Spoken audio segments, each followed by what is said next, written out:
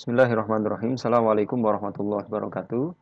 Kita akan melihat lafadz-lafadz jarah wa ta'dil di dalam software Jawami'ul Kalim. Kita bisa mencari hadis yang ingin kita lihat lafadznya, jarah wa ta'dilnya menggunakan fitur-fitur yang ada di samping ini. Untuk hari ini saya akan menggunakan fitur ardu untuk mencari hadis menggunakan metode penggalan awal kata hadis tersebut.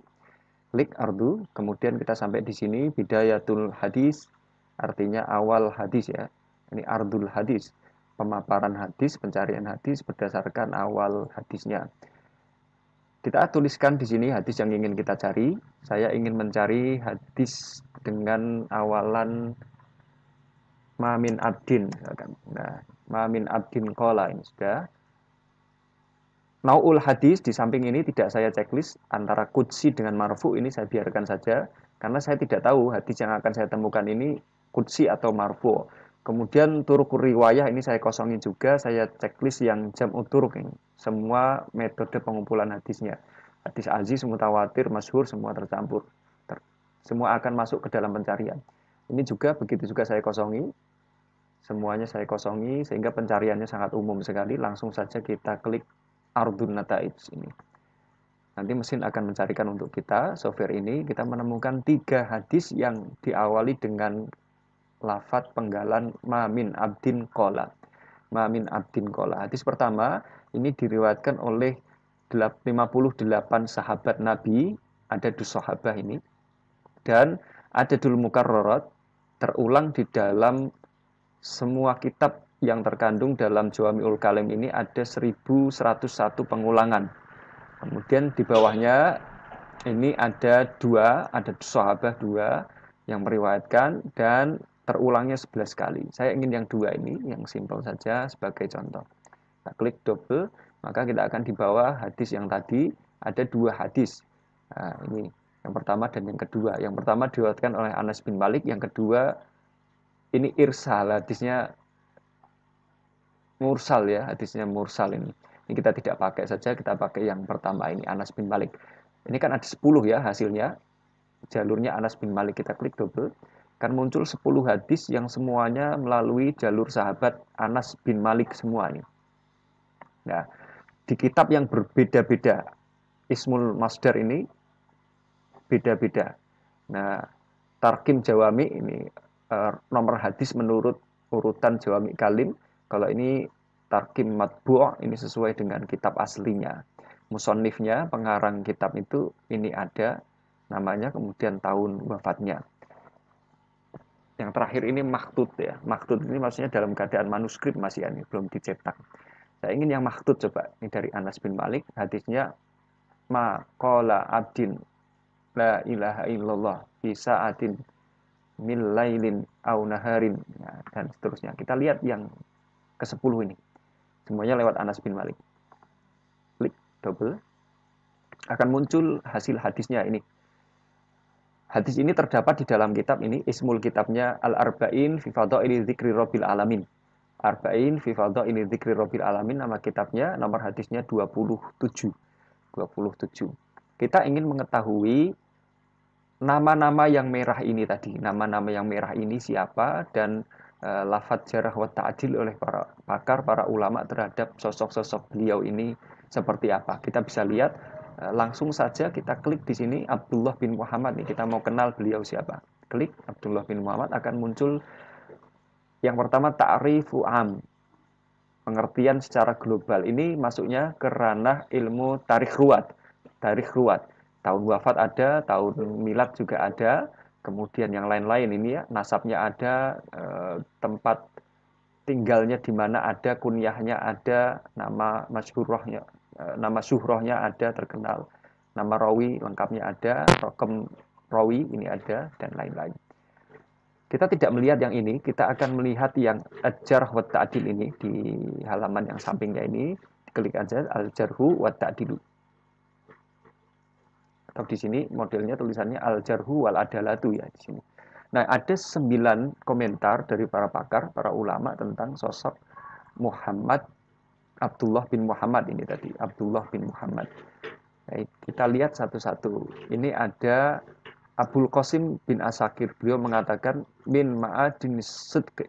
Jadi termasuk Abdullah bin Muhammad itu orang yang sumber kejujuran ya, sumber kejujuran. Abu Sa'ad misalkan hafid kabir thiqah, seorang hafid besar yang thiqah, terpercaya, kredibel.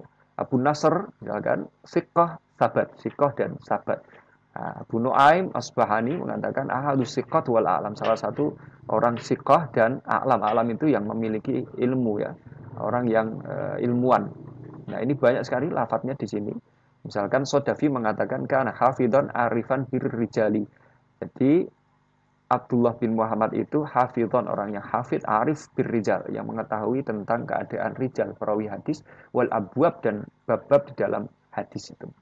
Ada 9, semuanya menyepakati lafadznya ini tidak ada lafadz jarah ya, semuanya lafadznya ta'dil. Semua lafadznya ta'dil. Baik, kita ingin mengetahui Abu Ya'la ini. Rawi selanjutnya, tinggal kita geser dengan anak panah ini, Ar-Rawi At-Tali. Klik saja. Kita lihat bagaimana Abu Ya'la ini. Abu Ya'la, kalau kita ingin tahu nama lengkapnya, langsung saja ke ta'rif am di sampingnya ini. Kan terbuka, ini nama lengkapnya, kemudian tahun lahir, tahun, dan lain-lain. Kita kembali ke Al-Jarh wal Adalah ini. Nah, Abul Qasim mengatakan bahwa beliau adalah ahadus siqat, salah seorang siqah. Nah, ajmaha ahlul asr ala siqatihi wa itqanihi. Nah, jadi orang berijma ahlul asr, para ulama zaman itu bersepakat bahwa Abu Ya'la ini adalah orang yang siqah, orang yang siqah. Ini semuanya siqah ya. Ini kita lihat sampai bawah komentar para ulama, siqah, siqah, siqah semua, siqah semua. Tidak ada yang jarah, semua lafadznya adalah ta'dil semua. Baik. Kita geser ke rawi selanjutnya. Ini ada Al-Hudzail. Al-Hudzail. Kita lihat Al-Hudzail bagaimana keadaan rawi yang satu ini. Ar-Rawi At-Tali, klik panah ke samping ini. Nah, kita akan melihat ada dua akwal, dua komentar ulama tentang Al-Hudzail.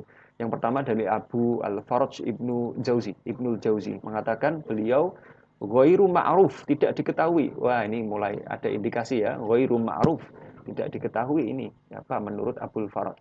Kemudian yang kedua ada Abu Hatim memberikan komentar apa? Yuk tabar hadisuhu, hadisnya dipakai ida rawa anistiqat. Kalau dia meriwayatkan dari yang sikoh. Nah, ini catatan dari Abu Hatim. Kita perhatikan di sini. Yuk tabar hadisu, hadisnya dipakai kalau ida rawa anistiqat. Kalau dia meriwayatkan dari orang sikoh, dari orang yang terpercaya.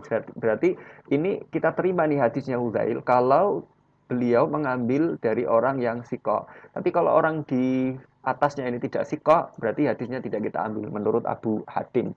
Berarti nanti tergantung ini ya, tergantung Utsman bin Abdurrahman ini kita akan lihat, kita teliti apakah Utsman bin Abdurrahman ini sikoh atau tidak. Kalau sikoh berarti hadis ini kita terima, kalau tidak berarti nanti akan bermasalah di dalam hadisnya.